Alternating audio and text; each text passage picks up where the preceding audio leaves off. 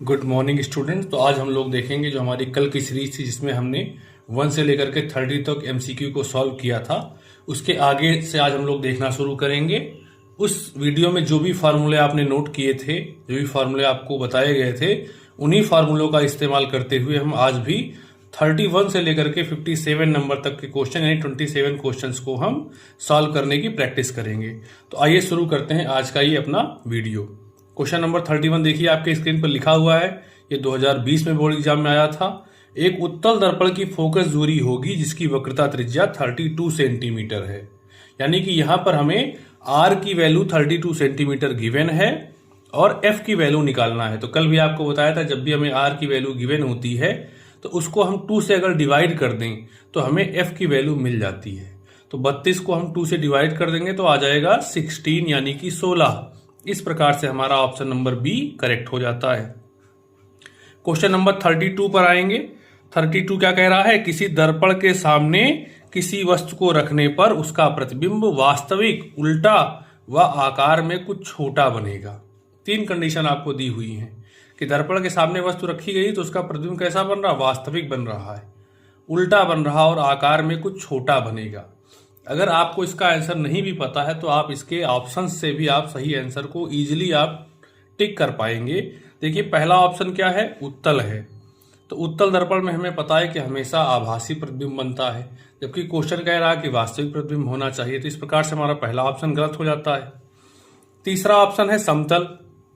समतल में हमेशा ही प्रतिबिंब आभासी होता है, सीधा होता है और आकार में बराबर होता है। तो हमारा समतल भी करेक्ट नहीं रहेगा, गलत हो जाएगा। तो इस प्रकार से जो हमारा बी ऑप्शन है अवतल, अवतल दर्पण में जब भी हम प्रतिबिंब को देखते हैं तो वो वास्तविक, उल्टा और आकार में छोटा भी हो सकता है। तो इस प्रकार से बी ऑप्शन करेक्ट हो जाता है। क्वेश्चन नंबर 33 पर आते हैं, जो कि 2020 में एग्जाम में आया हुआ है। एक लेंस के सामने रखी किसी वस्तु का प्रतिबिंब उसी लेंस से वस्तु की अपेक्षा 3 गुनी दूरी पर बनता है, प्रतिबिंब का आवर्धन क्या होगा? कह रहे हैं कि एक लेंस के सामने वस्तु रखी गई है कुछ दूरी पर, और जितनी दूरी पर वस्तु रखी गई है उसका 3 गुना दूरी पर यानी 3 टाइम डिस्टेंस पर आपका इमेज बन रही है। तो अगर हम वस्तु की दूरी को u मान लें तो प्रतिबिंब की दूरी क्या हो जाएगी? उसका 3 गुना यानी कि 3u। आवर्धन निकालना है, आवर्धन का मतलब h डैश अपॉन h। तो h डैश का मतलब 3 गुना दूरी पर है, या यहां पर हम m equal to V upon U भी लगा सकते हैं। तो v की जगह 3u हो जाएगा और u के प्लेस पर u हो जाएगा, तो u से u कैंसिल हो जाएगा। इस तरह से m इक्वल टू आ जाएगा 3। जब m इक्वल टू 3 आ जाएगा तो हमारा ऑप्शन नंबर सी जो है वो करेक्ट हो जाएगा। अगला हमारा क्वेश्चन नंबर 34 है, जो कि 21 में आया था। एक दर्पण की वक्रता त्रिज्या 40 सेंटीमीटर है, उसकी फोकस दूरी होगी। तो वक्रता त्रिज्या यानी आर की वैल्यू गिवन है, आर इक्वल टू दिया है 40 सेंटीमीटर, एफ निकालना है। तो अगर आर दिया है, एफ निकालना है, तो जैसा क्वेश्चन नंबर 31 था वैसा ही फिर हमें करना है, 2 से डिवाइड कर देना है। तो 40 को 2 से डिवाइड कर देंगे तो आंसर हमारा आ जाएगा 20 सेंटीमीटर। करेक्ट ऑप्शन ए हो जाएगा। क्वेश्चन नंबर 35 को देखते हैं। एक दर्पण के सामने रखी वस्तु का प्रतिबिंब आभासी, सीधा तथा बड़ा बनता है, वह दर्पण कैसा है? तभी अभी हम लोगों ने क्वेश्चन नंबर 32 में आपको बताया था मैंने कि जब हम उत्तल देखते हैं तो प्रतिबिंब कभी बड़ा नहीं हो सकता, समतल में भी बड़ा नहीं हो सकता है। तो हमारा उत्तल और समतल का जो ऑप्शन बी और सी है वो इनकरेक्ट हो गए। तो कौन सा ऑप्शन बचता है? A option. अवतल दर्पण में हर प्रकार का प्रतिबिंब हम प्राप्त कर सकते हैं। वो आभासी, सीधा और बड़ा भी हो सकता है, वो वास्तविक, उल्टा और छोटा भी हो सकता है। तो हमारा ए ऑप्शन अवतल जो है वो करेक्ट हो जाता है यहां पर। अब इसके बाद क्वेश्चन नंबर 36 है। वायु के सापेक्ष माध्यम का अपवर्तनांक अधिकतम होता है। यानी कि अगर हम वायु के सापेक्ष ले लें तो किस माध्यम का अपवर्तनांक मैक्सिमम होगा? तो आपको मैंने कल भी बताया था कि जो सबसे ज्यादा सॉलिड मटेरियल है, यहां पर हम सिर्फ एक क्वेश्चन को सिंपल तरीके से टैकल कर रहे हैं, डिटेल में नहीं जा रहे हैं। तो हमें सिर्फ ऑप्शन को टिक करने के लिए बस ये पता होना चाहिए कि सबसे ज्यादा हार्ड यानी कठोर कौन सी चीज है, इनमें उसी का अपवर्तनांक सबसे ज्यादा होगा। तो हमें पता है कि जल, कांच और तारपीन के तेल के कंपैरिजन में जो हीरा है वो सबसे ज्यादा हार्ड होता है, कठोर होता है। तो हीरा जो बी ऑप्शन है वो करेक्ट हो जाएगा। क्वेश्चन नंबर 37 पर आएंगे। किसी वस्तु का वास्तविक एवं बड़ा प्रतिबिंब बनाने के लिए उसे अवतल दर्पण की किस स्थिति में रखना होगा। यानी कि अवतल दर्पण है, उसके सामने हम प्रतिबिंब चाहते तो हैं, वास्तविक चाहते हैं लेकिन बड़ा चाहते हैं। तो अगर प्रतिबिंब आपको बड़ा रखना है तो आपको वक्रता केंद्र से दर्पण की तरफ वस्तु रखनी पड़ेगी। तो इसका मतलब है कि जब हम वक्रता केंद्र और फोकस के बीच में वस्तु को रखते हैं, बी ऑप्शन, तो हमारा जो प्रतिबिंब है वो वास्तविक बनेगा, बड़ा बनेगा, और साथ साथ में उल्टा प्रतिबिंब भी हमें प्राप्त होता है। तो क्वेश्चन नंबर 37 हमारा करेक्ट हो जाएगा। अब हम बात करते हैं क्वेश्चन नंबर 38 की। आपकी स्क्रीन पे देखिए, आपको 38 क्वेश्चन नंबर दिख रहा है। किसी भी लेंस की क्षमता की इकाई होती है। कल के वीडियो में हम लोगों ने देखा था कि लेंस की क्षमता की इकाई जो है वो डायोप्टर होती है, लेकिन यहाँ पर हमें उसकी इकाई को, उसकी यूनिट को देखना है उसके फार्मूले से। लेंस का क्षमता का फार्मूला क्या है? P = 1/f, जबकि f किस में है? मीटर में है, तो यानी 1/मीटर हो जाएगा। तो 1/मीटर का मतलब है प्रति मीटर। इस तरह से हमारा बी ऑप्शन जो है वो करेक्ट हो जाता है। क्वेश्चन नंबर 39 में आते हैं। प्रकाश के परावर्तन के नियम सदैव सत्य होते हैं। यानी प्रकाश के जो परावर्तन के दो नियम हैं वो किस दर्पण के लिए सत्य होते हैं, किसके लिए सत्य नहीं होते हैं, ये हमें देखना है। पहला ऑप्शन है अवतल दर्पण, दूसरा है उत्तल दर्पण और तीसरा है समतल दर्पण। तो कोई भी दर्पण हो जिससे भी प्रकाश का परावर्तन हो रहा है, उन सभी दर्पणों के लिए प्रकाश के नियम सत्य होते हैं परावर्तन के। इस प्रकार से डी ऑप्शन करेक्ट हो जाता है। क्वेश्चन नंबर 40 देखेंगे। किसी वस्तु का आवर्धित काल्पनिक प्रतिबिंब बन सकता है। आवर्धित का मतलब बड़ा और काल्पनिक का मतलब होता है आभासी, यानी कि वर्चुअल जिसे हम कहते हैं, वो प्रतिबिंब बन सकता है। किसके द्वारा बन सकता है? तो बड़ा प्रतिबिंब आप चाह रहे हैं। बड़ा प्रतिबिंब हमको दो चीजें यहां पर दे सकते हैं। उत्तल लेंस भी हमें बड़ा प्रतिबिंब दे सकता है और अवतल दर्पण भी हमें बड़ा प्रतिबिंब दे सकता है, जबकि उत्तल दर्पण हमेशा छोटा प्रतिबिंब देता है। तो इस प्रकार से डी ऑप्शन करेक्ट हो जाएगा, ए और सी दोनों जिसमें लिखा हुआ है। क्वेश्चन नंबर 41 पे आएंगे। एक अवतल दर्पण किसी वस्तु का वास्तविक उल्टा और अत्यधिक छोटा प्रतिबिंब बनाता है, वस्तु की स्थिति क्या होगी? यानी कि अवतल दर्पण में वास्तविक प्रतिबिंब बन रहा, उल्टा बन रहा लेकिन बहुत छोटा बन रहा है।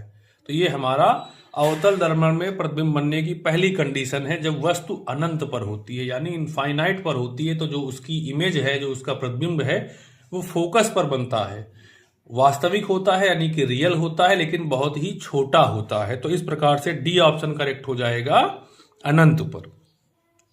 क्वेश्चन नंबर 42 पर आ जाते हैं। 42 क्या कह रहा है देखिए, 2023 का पूछा गया सवाल है। एक प्रकाश किरण किसी लेंस के भीतर स्थित किसी बिंदु से बिना किसी विचलन के गुजर जाती है, वह बिंदु लेंस का होगा। यानी एक लाइट रे है, एक प्रकाश की किरण है, किसी लेंस के अंदर से गुजर जाती है, लेकिन उसके रास्ते में कोई भी परिवर्तन नहीं होता है, यानी प्रकाश का एक तरह से विचलन नहीं हो रहा है। तो निश्चित तौर पर वो बिंदु कौन सा होगा? उस लेंस का प्रकाशिक केंद्र होगा। इस प्रकार से हमारा सी ऑप्शन करेक्ट हो जाता है। क्वेश्चन नंबर हम 42 पर आ जाते हैं। 42 क्या कह रहा है? एक प्रकाश किरण अवतल दर्पण के वक्रता केंद्र से होते हुए दर्पण के पृष्ठ पर आपतित होती है, परावर्तन कोण का मान क्या होगा, ये हमें देखना है। क्वेश्चन नंबर 43 आप देखिए, कह रहे हैं कि एक प्रकाश किरण है, अवतल दर्पण के ऊपर आपतित हो रही, गिर रही, इंसिडेंट हो रही है, लेकिन वक्रता केंद्र से होकर के। तो नियम क्या कहता है? जब कोई प्रकाश किरण वक्रता केंद्र से गुजरते हुए दर्पण पर आपतित होती है तो उसी मार्ग पर वापस लौट जाती है। उसी मार्ग पर जब वापस लौट जाएगी, इसका मतलब क्या है? जिस रास्ते से आई है उसी रास्ते पर लौट गई। तो इसका मतलब है कोई भी कोण नहीं बनेगा। तो हमारा ऑप्शन नंबर सी जो है वो 0 डिग्री वो करेक्ट हो जाता है। क्वेश्चन नंबर 44 पे आएंगे। किसी गोलीय दर्पण तथा किसी लेंस की फोकस दूरियां -25 सेंटीमीटर हैं, संभवतः दर्पण एवं लेंस हैं। यानी हमारे पास दो चीजें गिवन हैं, लेकिन दोनों की फोकस दूरी कितनी है? -25 सेंटीमीटर। तो वो दोनों कौन है? एक उसमें लेंस है, एक दर्पण है, लेकिन वो कौन सा लेंस है, कौन सा दर्पण है, ये हमें पहचानना है। तो कल भी मैंने आपको चीजें बताई थी कि चाहे अवतल दर्पण हो, चाहे अवतल लेंस हो, यानी चाहे कि कॉनकेव मिरर हो या कॉनकेव लेंस हो, दोनों की फोकल लेंथ, फोकस दूरी माइनस में होती है। तो इसका मतलब यहां पर अगर दोनों की फोकस दूरी माइनस में है तो इसका मतलब दोनों ही वो अवतल हैं, कॉनकेव हैं। इस प्रकार से हमारा ऑप्शन नंबर डी, दोनों अवतल जिसमें लिखा हुआ है, वो करेक्ट हो जाता है। क्वेश्चन नंबर 45 पर आते हैं। किसी अवतल दर्पण द्वारा वस्तु के आकार के बराबर वास्तविक और उल्टा प्रतिबिंब बनता है, वस्तु की स्थिति क्या होगी। देखिए अवतल दर्पण की कंडीशन फिर से आ गई, वस्तु के आकार के बराबर, यानी जितनी बड़ी वस्तु उतना बड़ा प्रतिबिंब, वास्तविक बनेगा उल्टा बनेगा। तो वही कंडीशन है कि जब वस्तु को वक्रता केंद्र पर रखा जाता है, सेंटर ऑफ कर्वेचर पर जब ऑब्जेक्ट को पुट किया जाता है, तो उस केस में जो हमारी इमेज बनती है, जो प्रतिबिंब बनता है, वो उसी साइज का बनता है जितनी बड़ी वस्तु होती है। उल्टा बनता है, वास्तविक बनता है, यानी रियल होता है और साथ साथ में इन्वर्टेड होता है। तो इस प्रकार से हमारा ऑप्शन नंबर सी वक्रता केंद्र पर करेक्ट हो जाता है। क्वेश्चन नंबर 46 पर आते हैं। लिखा हुआ है एक अवतल लेंस प्रयोग में आता है, यानी अवतल लेंस का इस्तेमाल कहाँ होता है। तो मित्रों अवतल लेंस का इस्तेमाल थोड़ा सा कम है, इसलिए ये कहां पर होता है, जब किसी व्यक्ति को निकट दृष्टि दोष हो जाता है, यानी जब उसे दूर की चीजें नहीं दिखती हैं, तो वो अपने जो है चश्मे में अवतल लेंस का प्रयोग करके इस दोष को दूर कर सकता है। क्वेश्चन नंबर देखिए 47 आपके सामने आ चुका है। 47 थोड़ा सा एक अच्छा क्वेश्चन है, 2023 में आया हुआ है। लिखा है निम्नलिखित में से कौन सा किरण आरेख सही है। 4 चित्र आपके सामने बने हुए हैं, आपको बताना है कौन सा करेक्ट है कौन सा इनकरेक्ट है। कुछ ऑप्शन ए आप देखिए, चारों में जो आपका कौन सा है अवतल लेंस बना हुआ है। पहले में देखिए ए ऑप्शन में किरण आती है और टकरा करके दर्पण से वो अंदर की ओर आ जाती है। ये बिल्कुल ही इनकरेक्ट ऑप्शन है, क्योंकि लेंस है तो प्रकाश का परावर्तन नहीं होगा, प्रकाश का अपवर्तन होगा, किरण पार करके आगे चली जाएगी। बी ऑप्शन में देखें किरण पार करके आगे तो जाती है बट नीचे की ओर झुक जाती है फोकस की तरफ। ये ऑप्शन भी आपका बिल्कुल इनकरेक्ट है, क्योंकि अवतल लेंस में क्या होता है, प्रकाश किरणें बाहर की ओर होती हैं, यानी कि वो डाइवर्ज करता है कि रेज को बाहर की ओर भेजता है। तो हमारा बी ऑप्शन भी इनकरेक्ट हो जाएगा। अगर हम डी ऑप्शन को देखें तो प्रकाश की किरण सीधे बिल्कुल निकल गई है, तो ऐसा पॉसिबल नहीं है, क्योंकि बीच में लेंस है, मीडियम चेंज हुआ है, तो प्रकाश का किरण अपनी रास्ता को बदलेगा। तो ये ऑप्शन भी गलत हो जाता है। सी ऑप्शन देखिए बिल्कुल करेक्ट ऑप्शन है। प्रकाश की किरण आती है और लेंस से गुजरने के बाद जब वो लेंस से पास आउट होती है तो वो आउटवर्ड्स यानी बाहर की तरफ डाइवर्ज हो जाती है। तो इस प्रकार से हमारा सी ऑप्शन जो है वो बिल्कुल करेक्ट हो जाता है। अब हम आते हैं क्वेश्चन नंबर 48 पर। देखिए क्वेश्चन नंबर 48 बहुत इंपॉर्टेंट है, ये 23 में आया था। लिखा है एक लेंस की क्षमता -2.5 डायोप्टर है, लेंस की फोकस दूरी तथा प्रकृति है। आप बिल्कुल इसको देख लीजिए, इसका सोल्यूशन मैंने दिया हुआ है, मैं आपको सोल्यूशन दिखा देता हूँ। फिर से देखिए क्वेश्चन में क्या दे रहा है, पी की वैल्यू दिया है -2.5 डायोप्टर और फोकस दूरी हमें निकालना है। तो सबसे पहले हम आ जाते हैं अपने लास्ट पेज पर। ये देखिए आपके सामने इसका सोल्यूशन है 48 का। पी की वैल्यू है -2.5 डायोप्टर, एफ निकालना है और उसका हमें प्रकृति यानी कि नेचर भी बताना है। तो अब P इक्वल टू 100/f कर लेंगे, क्योंकि हमारे पास जो चारों ऑप्शन हैं उसमें सब में सेंटीमीटर में गिवन है। तो 100/f कर दिया, सेंटीमीटर में रखेंगे, निकल के आएगा। हमें f निकालना है, तो f इक्वल टू हो गया 100/p। उसके नीचे वाले देखिए, अब 100/p पे हम p की वैल्यू को पुट कर देंगे तो हो जाएगा 100/-2.5। माइनस को आगे ले लेंगे, 2.5 से पॉइंट को हटाएंगे जब यहाँ साइड में, तो हमारा ऊपर हो जाएगा 1000। तो f इक्वल टू हो गया, नीचे देखिए -1000/25। 25 से 1000 को डिवाइड कर देंगे तो हो जाएगा 40। तो f इक्वल टू कितना आ गया, -40 सेंटीमीटर। तो यानी कि हमारा 40 सेंटीमीटर वाला ऑप्शन करेक्ट होगा। और माइनस साइन क्या बता रहा, माइनस साइन ये बता रहा है कि ये अवतल लेंस है, यानी कि कॉनकेव लेंस है। तो इस प्रकार से हमारा क्वेश्चन नंबर जो 48 था उसका जो ऑप्शन 40 सेंटीमीटर अवतल है वो करेक्ट हो जाता है। क्वेश्चन नंबर 49 पे आते हैं। लिखा हुआ है प्रकाश की चाल माध्यम 1 व माध्यम 2 में क्रमशः V1 तथा V2 हो, तब माध्यम 1 का अपवर्तनांक माध्यम 2 के सापेक्ष होता है। क्या निकालना है, माध्यम 1 का अपवर्तनांक माध्यम 2 के सापेक्ष, यानी कि 2n1 की वैल्यू निकालनी है। जबकि अब देखिए इस क्वेश्चन को भी मैंने सॉल्व कर दिया है, नीचे मैं आपको दिखा देता हूं। ये क्वेश्चन नंबर 49 आपके सामने एक लाइन का क्वेश्चन है। 2n1 की वैल्यू निकालनी है, लेकिन 2n1 होता किसके इक्वल है, n1/n2 के। और जब भी आपको n1/n2 निकालना हो तो आप समझ जाइए ये इक्वल टू किसके होगा, v2/v1 के। इधर आपका ऊपर n1 है तो सामने वाले में जहां हम इस प्रकाश की चाल को लेंगे वहां पर फिर दूसरा माध्यम होना चाहिए। तो इस प्रकार से v2/v1 जो ऑप्शन हमारा है यहाँ पर क्वेश्चन नंबर 49 में बी ऑप्शन, ये हमारा करेक्ट हो जाएगा। अब आते हैं क्वेश्चन नंबर 50 पर। 50 क्या कह रहा है, जब प्रकाश किरण एक माध्यम से दूसरे माध्यम में जाने पर अभिलंब से दूर हटती है तो वो क्या है। यानी प्रकाश की किरण कहां से कहां जा रही है, एक माध्यम से दूसरे माध्यम में जा रही है, एक से दूसरे में जा रही है तो अभिलंब से दूर हट जाती है। तो हमें पता है कि अभिलंब से दूर हटने का मतलब ही है कि वो सघन से विरल में जा रही है। ऑप्शन नंबर ए करेक्ट हो जाएगा 50 में। क्वेश्चन नंबर 51 में आते हैं। एक उत्तल लेंस की फोकस दूरी 15 सेंटीमीटर है, इससे 30 सेंटीमीटर की दूरी पर स्थित वस्तु का प्रतिबिंब बनेगा। उत्तल लेंस की फोकस दूरी एफ गिवन है 15 सेंटीमीटर, 30 सेंटीमीटर की दूरी पर वस्तु रखी है, यानी कि u का वैल्यू गिवन है -30 सेंटीमीटर। v की वैल्यू निकालनी है, साथ में ये भी बताना है कि प्रतिबिंब कितना बड़ा बनेगा, उल्टा बनेगा या सीधा बनेगा। तो इस क्वेश्चन को भी मैंने आपके लिए देखिए यहाँ पर नीचे सॉल्व कर दिया है, जहां से इसका आप सोल्यूशन देख सकते हैं। ये है क्वेश्चन नंबर आपका 41। आप इसका स्क्रीनशॉट लेकर के भी समझ सकते हैं कि कैसे सॉल्व किया गया है। देखिए सबसे पहले f की वैल्यू गिवन है 15 सेंटीमीटर, u इक्वल टू है -30 सेंटीमीटर, v निकालना है। तो हम लेंस सूत्र का इस्तेमाल करेंगे, 1/f equal to 1/v minus 1/u। यहां से हमें v चाहिए तो v को हमने एक साइड कर लिया, u और f एक साइड हो गए, तो 1/v इक्वल टू हो गया 1/f प्लस 1/u। तो देखिए नीचे 1/v इक्वल टू यहाँ पर हमने f की और u की वैल्यू पुट कर दी, तो हो गया 1/15 प्लस 1/-30। -30 जो था वो उसका माइनस ऊपर हो गया, तो 1/v इक्वल टू 1/15 माइनस 1/30 आ गया। यहां से हमने 30 और 15 को मल्टीप्लाई कर दिया, आप यहां एलसीएम भी ले सकते हैं। तो 30 इंटू 15 किया तो 15 3 जा 45, तो 450 हो गया।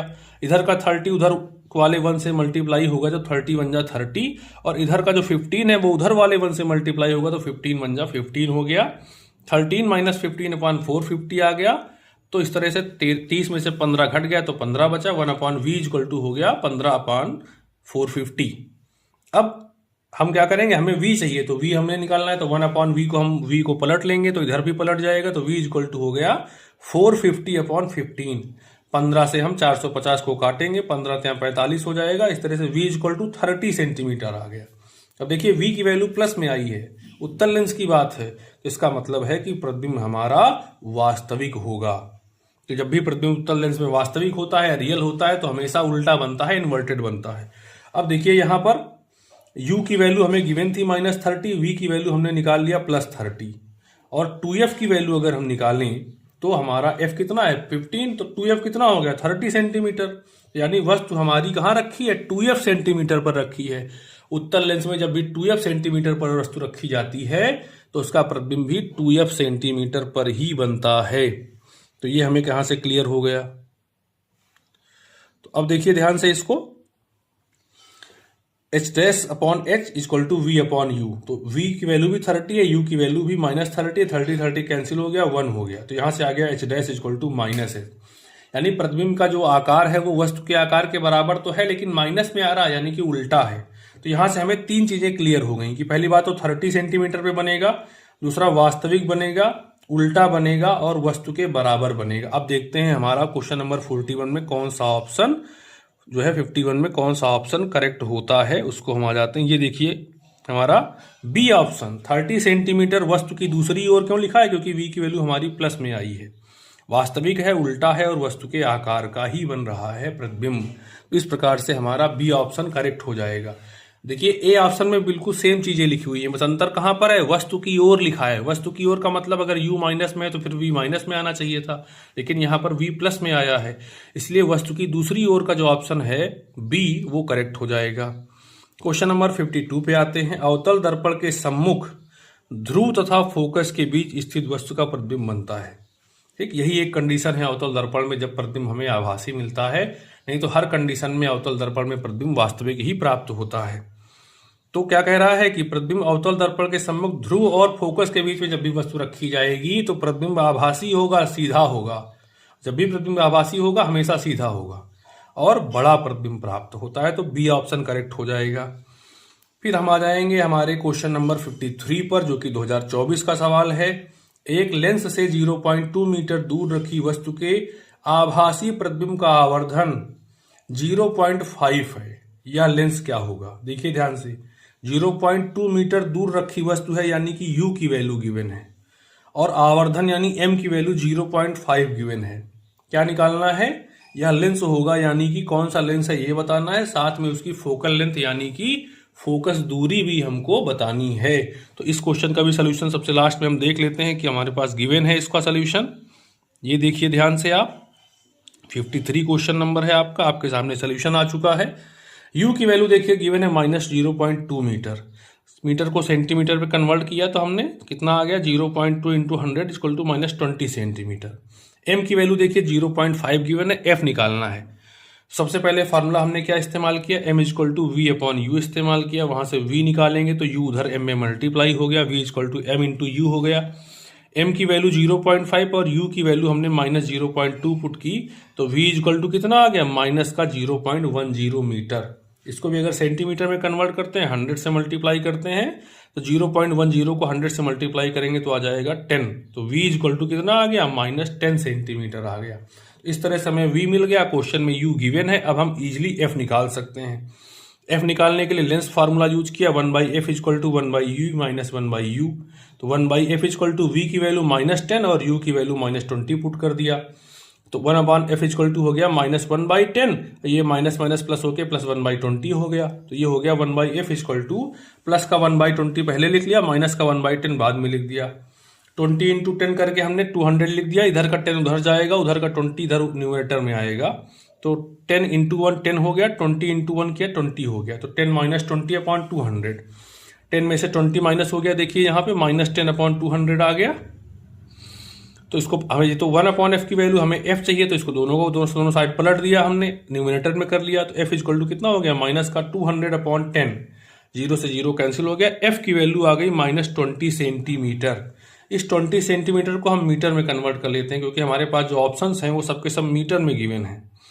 तो ये हो गया 0 से 0 कैंसिल हो गया, कितना हो गया 2/10। 2/10 का मतलब है, इसे हम 1/5 भी लिख सकते हैं, और 1/5 को सॉल्व करेंगे तो माइनस का 0.2 मीटर आ गया। देखिए माइनस साइन आ रहा फोकस दूरी में, इसका मतलब है कि ये अवतल लेंस है।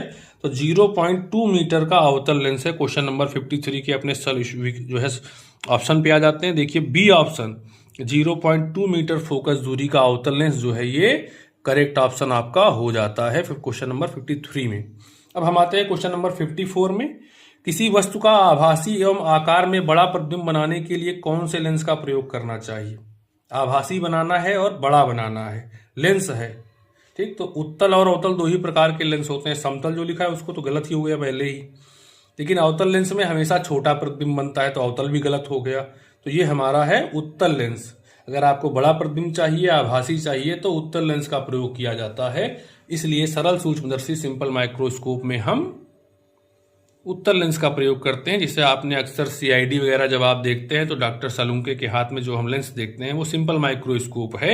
उसमें हम इसी प्रकार की स्थिति को लाते हैं जिसमें आभासी और आकार में बड़ा प्रतिबिंब प्राप्त होता है। क्वेश्चन नंबर 55 में आते हैं। देखिए लिखा हुआ है, किसी अवतल दर्पण पर आपतित प्रकाश किरण दर्पण से परावर्तन के उपरांत अपने ही मार्ग से वापिस आ जाती है। यह किरण मुख्य अक्ष का प्रतिच्छेदन करती है। ये क्वेश्चन ऊपर रिपीट हो चुका है एक बार, फिर से बस इसका लैंग्वेज थोड़ा बदल गया है। यहाँ पर कह रहे हैं कि अवतल दर्पण पर एक प्रकाश किरण आपतित हो रही है, यानी इंसिडेंट हो रही है, लेकिन जिस रास्ते से जाती है उसी रास्ते पर वो वापस आ जाती है। तो इसका मतलब है किस रास्ते से, किस पॉइंट से होकर के वो गई है, तो वो पॉइंट हमारा कौन सा है, वक्रता केंद्र, यानी centre of curvature. Option number C correct हो जाएगा। क्वेश्चन नंबर 56 पर आते हैं। 10 सेंटीमीटर फोकस दूरी का एक उत्तल लेंस एक वस्तु के बराबर आकार का वास्तविक प्रतिबिंब बनाता है। वस्तु तथा इसके प्रतिबिंब के बीच की दूरी कितनी होगी? ध्यान से देखिएगा, क्वेश्चन थोड़ा सा अलग है, 2024 में आया है। 10 सेंटीमीटर फोकस दूरी का एक उत्तल लेंस है। एफ की वैल्यू गिवन है, प्लस में लेकर के चलेंगे 10 सेंटीमीटर। प्रतिबिंब जो बन रहा है वस्तु के बराबर आकार का है, लेकिन वास्तविक है। ध्यान रखिएगा, जब भी उल्टा लेंस में वास्तविक प्रतिबिंब बनता है हमेशा उल्टा बनेगा, नीचे की तरफ बनेगा। तो एच डैश की वैल्यू एच के बराबर तो है बट माइनस में रहेगी। क्या निकालना है? वस्तु और प्रतिबिंब के बीच की दूरी कितनी है। तो u और v इन दोनों के दूरी को निकालने के बाद हम दोनों को ऐड कर देंगे, तब हमें ये मिलेगा। इसका भी हमने सॉल्यूशन कर रखा है, आप इसको भी देख सकते हैं। क्वेश्चन नंबर हमारा ये 56 था, तो ये आपके सामने इसका सोल्यूशन आ गया है। जैसे ही सोल्यूशन आपके सामने आया तो सबसे पहले आप इसका एक स्क्रीनशॉट ले लीजिए ताकि आपको देखने में फिर सॉल्व करने में इजी रहेगा। देखिए एफ की वैल्यू गिवन है 10 सेंटीमीटर। एच डैश यानी कि जो है हमारा प्रतिबिंब का आकार दिया हुआ है माइनस एच के बराबर है, क्योंकि वस्तु के बराबर कह रहा है लेकिन वास्तविक कह रहा तो उल्टा बनेगा। u प्लस वी निकालना है। ध्यान रखिएगा u और v को जब ऐड करेंगे तो हम विदाउट साइन प्लस माइनस को छोड़ करके ऐड करेंगे। तो क्वेश्चन हमारा क्या कह रहा है, H dash upon H equal to V upon U, ये हमारा फॉर्मूला है। एच डैश की वैल्यू देखिए लिख दिया गया माइनस एच हो गया upon H equal to V upon U. H से एच कैंसिल हो गया, -1 आ गया, वी अपॉन यू तो u को उधर भेज दिया तो ये हो गया v equal to minus U, यानी v और u की वैल्यू बराबर हैं, बस साइन का अंतर है, एक माइनस में है तो एक प्लस में है। अब लेंस फॉर्मूला लगा दिया गया तो 1/f equal to 1/v minus 1/u। तो यहाँ पर v की जगह पर भी हमने क्या रख दिया, वही ऊपर जो आया देखिए बॉक्स में लिखा है -u रख दिया, तो ये हो गया 1/10। f की वैल्यू रख दिया 1 upon minus you minus 1 upon you. अब ये माइनस भी आगे ले लिया तो हो गया 1/10 equal to -1/u minus 1/u। दोनों माइनस में है तो ऐड हो जाएंगे दोनों का। देखिए जो हर है दोनों में u लिखा हुआ है, तो हर बराबर होने पर अंश जुड़ जाते हैं। जब डिनोमिनेटर सेम होते हैं तो न्यूमरेटर ऐड होते हैं। तो ये हो जाएगा 1/10 इक्वल टू u का u ही रहेगा डिनोमिनेटर हर में, ऊपर 1 जुड़ के -2 हो गया। देखिए तो 1/10 इक्वल टू हो गया -2 अपॉन u। यहाँ से हम u की वैल्यू निकाल लेंगे तो u चला जाएगा उधर 1 की तरफ, मल्टीप्लाई होगा तो u इंटू 1 u हो जाएगा और 10 इंटू 2 इधर आएगा तो 20 हो जाएगा। तो u इक्वल टू कितना आ गया, -20 सेंटीमीटर आ गया। तो u की वैल्यू तो हमें मिल गई। अब v की वैल्यू निकालते हैं तो यहाँ देखिए ये लिखा हुआ है v इक्वल टू -u, तो v की वैल्यू जब लिखेंगे यहाँ पर u की वैल्यू पुट करेंगे तो v इक्वल टू हो गया -u माइनस और u की वैल्यू -20, तो माइनस माइनस प्लस, तो v की वैल्यू कितनी हो गई 20 सेंटीमीटर। तो यानी u भी 20 है v भी 20 है, लेकिन u माइनस में है v प्लस में है। तो क्योंकि लेंस के एक तरफ u होता है दूसरी तरफ आपका v प्लस में है, तो दोनों 20 है, तो टोटल डिस्टेंस कितनी हो गई, बिना साइन के ऐड करना है u प्लस v। तो एक तरफ 20 और दूसरी तरफ भी 20, तो 20 प्लस 20 मिलकर कितना हो गया 40 सेंटीमीटर। तो इस प्रकार से क्वेश्चन नंबर 56 में हमारा जो ऑप्शन था, कौन सा ऑप्शन है देखिए यहाँ पर, ऑप्शन नंबर डी है आपके सामने, 40 सेंटीमीटर का जो ऑप्शन है वो करेक्ट हो जाता है। अपने लास्ट क्वेश्चन पर आज के आ जाते हैं। एक उत्तल दर्पण द्वारा उत्पन्न आवर्धन सदैव होता है। उत्तल दर्पण का प्रतिबिंब कैसा होता है, हमेशा छोटा प्रतिबिंब बनता है। प्रतिबिंब छोटा होगा वस्तु बड़ी होगी, इसका मतलब आवर्धन कितना होगा, 1 से कम रहेगा, हमेशा 1 से कम होता है। ऑप्शन नंबर बी हमारा करेक्ट हो जाता है। तो इस तरह से आज हम लोगों ने करीब 27 क्वेश्चंस को सॉल्व किया है।